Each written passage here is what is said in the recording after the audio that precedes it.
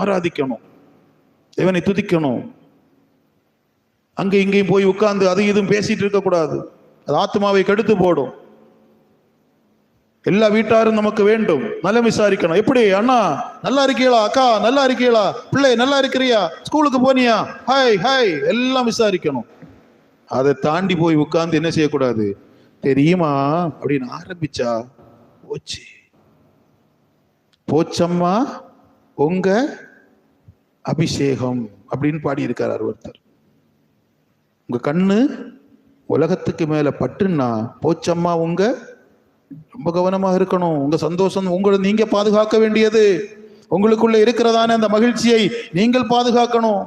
வேறொருத்தன் வந்து பாதுகாக்க முடியாது.